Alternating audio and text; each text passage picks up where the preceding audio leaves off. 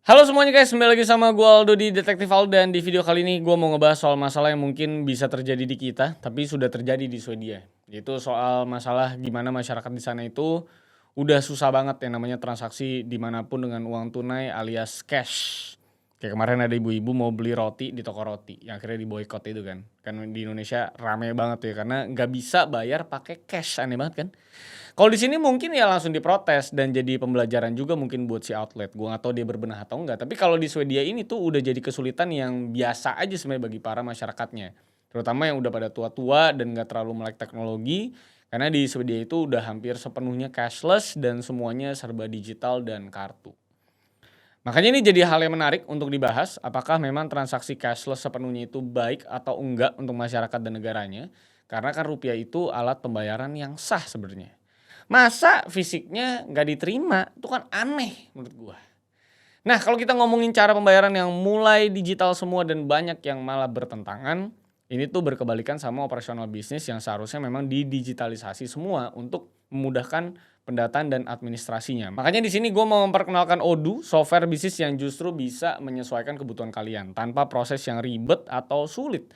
Jadi Odoo ini adalah software yang cukup beda dengan software bisnis lain karena di sini semua aplikasinya sudah terintegrasi dan jalan secara native.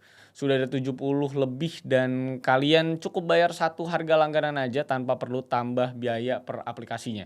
Satu aplikasi yang paling berguna banget di bisnis menurut gue adalah invoicingnya. Jadi ngirim invoice nggak manual satu-satu lagi, takutnya kan ada yang kelewat atau jadi nggak bisa tracking mana yang udah dibayar mana yang belum. Nah jadi bikin dan tracking di invoice itunya tuh jadi gampang banget. Tinggal klik aja buat ngisi customer dan barang yang di order itu apa, terus kirim langsung lewat Odoo, nggak perlu download dan kirim manual lewat app lain. Nanti bisa juga kalian rekap dan lihat secara rapi mana yang udah bayar, deadline-nya sisa berapa hari, dan mana yang ternyata sudah telat. Nah, kalau kalian butuh banyak aplikasi Odoo juga bisa bantu tentunya karena klien dari Odoo ini juga udah nggak main-main dari mulai Bulog, Ismaya Group, BLP Beauty, Abuba, dan perusahaan-perusahaan besar lainnya. Jadi nggak perlu ragu buat mengintegrasikan operasional bisnis kalian ke Odoo ini. Jadi langsung aja cek ke link yang ada di deskripsi kalau kalian lagi cari software bisnis yang mudah, lengkap, dan terjangkau untuk bisnis-bisnis kalian yang kecil-kecil gitu ya, khususnya yang baru mulai. Menurut gue ini sangat kebantu banget. Kalau udah cek linknya, let's begin the video guys.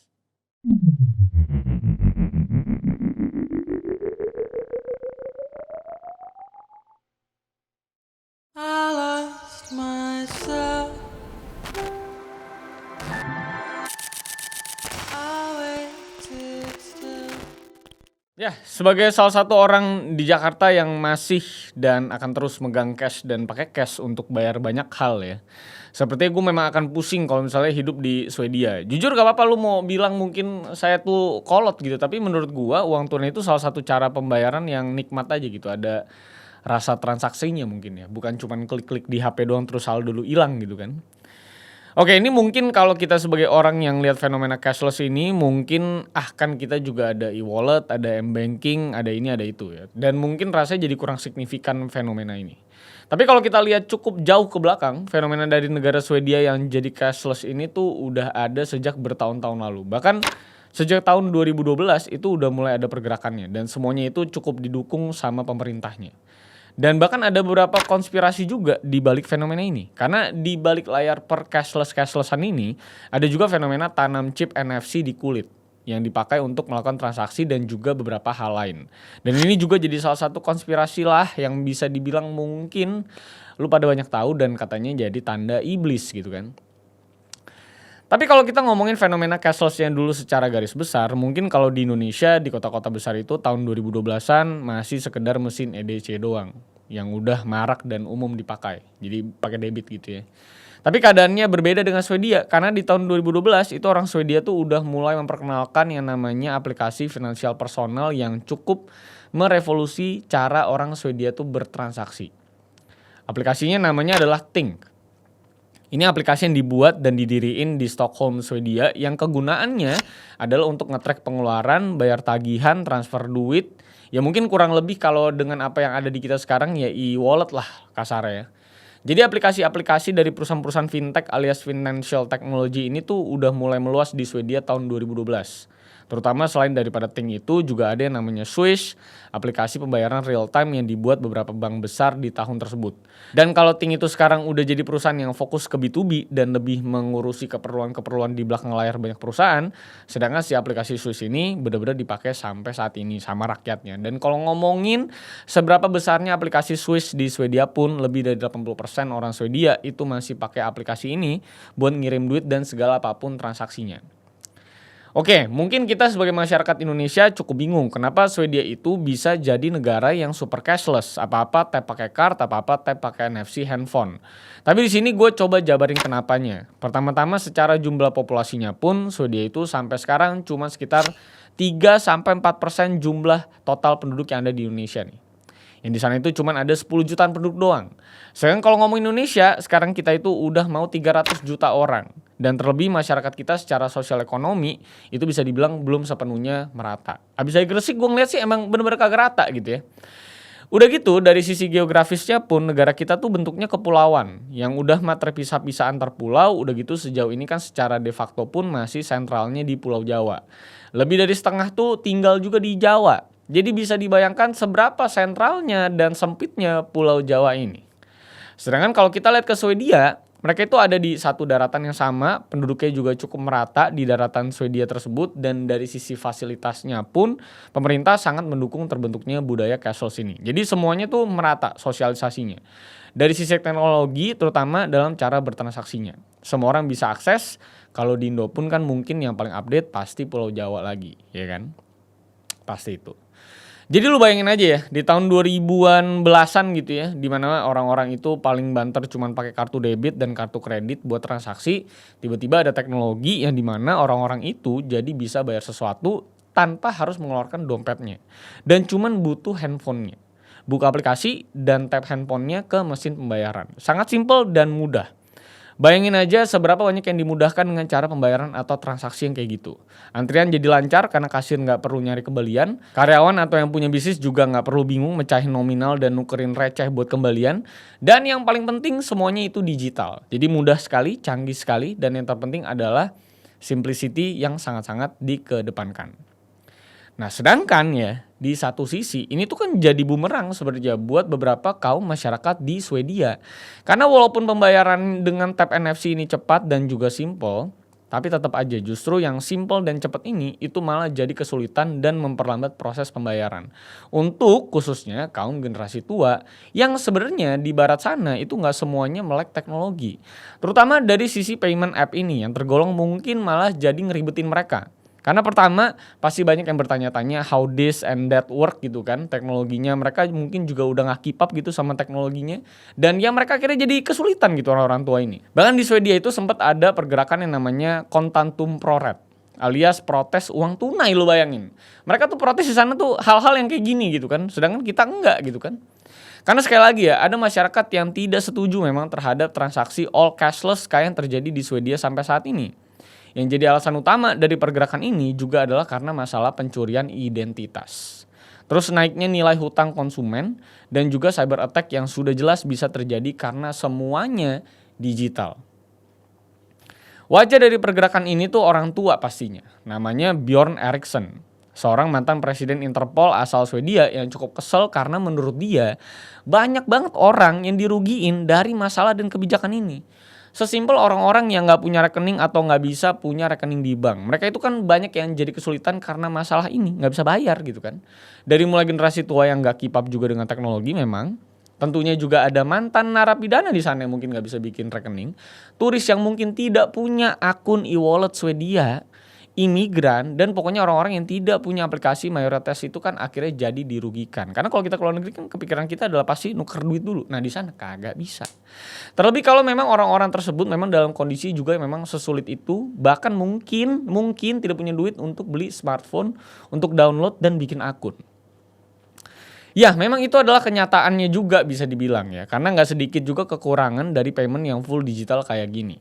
Apalagi mayoritas dan pemerintah itu juga mendukung penuh tuh sama kebijakan ini. Sehingga yang minoritas atau bisa dibilang kaum marginal lah dalam konteks ini, di isu ini, itu malah makin memang terkesampingkan dan makin nggak bisa mendapatkan kemudahan yang mereka pengen seperti dulu. Dan ya karena dia mantan Interpol juga, jadi dia takut juga kalau sampai ada yang invasi dari sisi sistemnya, duit lu semua digondol gitu kan. Ya sekali lagi memang masuk akal sekali kalau ngomongin mantan Interpol mikir kayak gitu. Tapi kalau dari sudut pandang konsumen yang memang menikmati kemudahannya, pasti mereka happy-happy aja. Terlebih jadi nggak perlu yang namanya narik duit. Tangan kotor mungkin kena uang yang mungkin udah lecek, walaupun kayaknya di Swedia gue rasa sih tidak ada duit lecek gitu ya. Dan pokoknya most consumers itu wins pada titik itu. Karena ya memang semasif itu, dan per 2025 aja itu udah ada sekitar 80% lebih orang Swedia yang menggunakan si aplikasi Swiss tadi. Bahkan kalau ngomongin ya, mata gue gatel ya. Kalau kita ngomongin gitu kan yang namanya 2018 itu sisa persentase masyarakat yang masih melakukan transaksi dengan uang tunai itu cuman ada di angka 13%. Dan di 2022 itu cuman 8%. Jadi ngeri banget, kecil banget orang-orang yang pakai uang tunai. Lu bayangin tuh uang tunai yang beredar itu berarti kan pasti jauh lebih sedikit bahkan dari kebanyakan negara yang ada di bumi ini ya.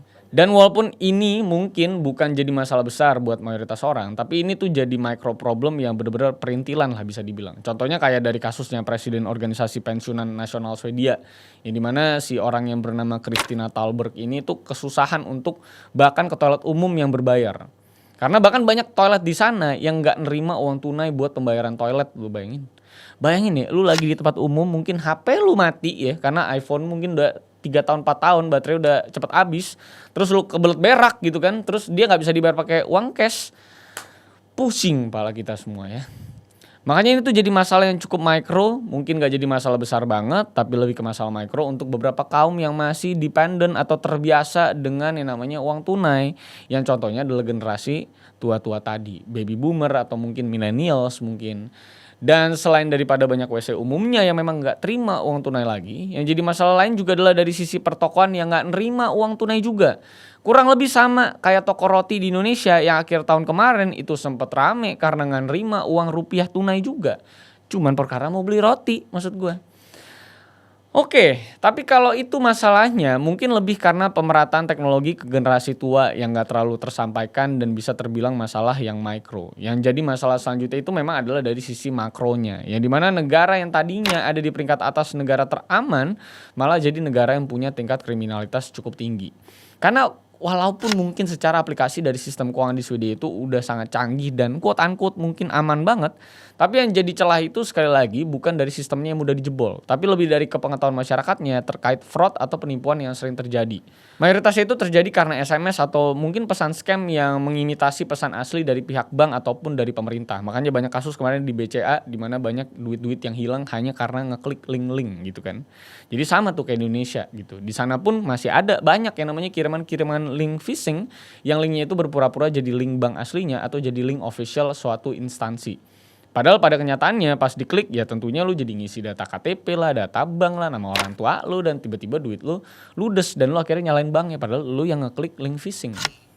Dan angkanya ya itu juga bener-bener gede banget. Karena kalau kita bandingkan sama APBN Swedia di tahun 2026, APBN-nya itu ada di sekitar 1.542 miliar Swedish krona. Krona itu mata uang Swedia ya. Dan kalau ngomongin seberapa banyak uang rakyatnya yang ludes karena penipuan macam link phishing kayak gini, angkanya itu udah sampai ke angka 1,2 miliar Swedish krona di tahun 2022. Berarti perbandingannya itu udah hampir sama kayak APBN Swedia di tahun ini. Gak masuk akal. Mungkin perbandingannya kalau di Indonesia baru-baru ini tuh kayak penipuan website palsu klik BCA yang kemarin sempat rame, dan kurang lebih kayak gitulah kasus-kasusnya di Swedia pun mirip-mirip. Jadi itulah kira-kira yang terjadi sama Swedia di beberapa belas tahun terakhir ini. 11-13 tahun perjalanan mereka menuju transaksi masyarakat tanpa uang tunai sama sekali. Dan nampaknya sudah cukup berhasil walaupun dengan segala ups and downs dan kasus-kasusnya.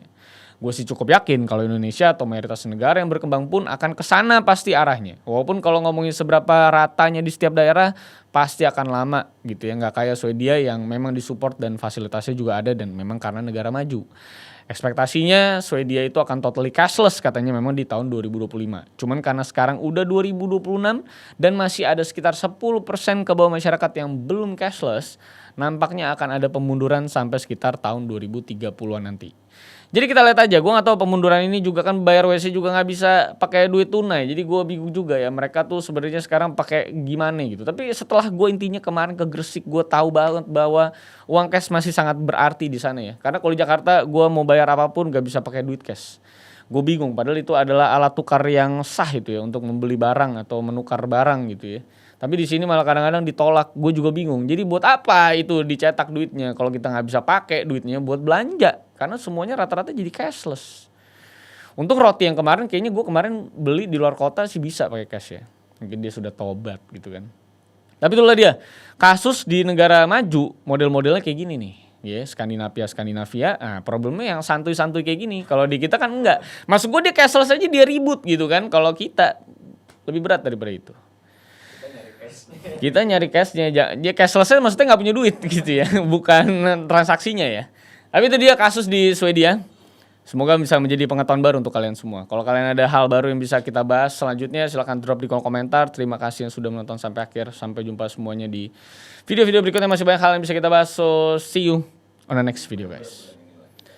Jangan lupa akan ada 1-2 video member yang bakal gue rilis di bulan ini. Karena gue baru sempet banget nih. Thank you guys. I lost myself.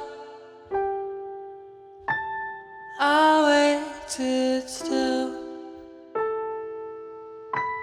for a glimmer to arrive.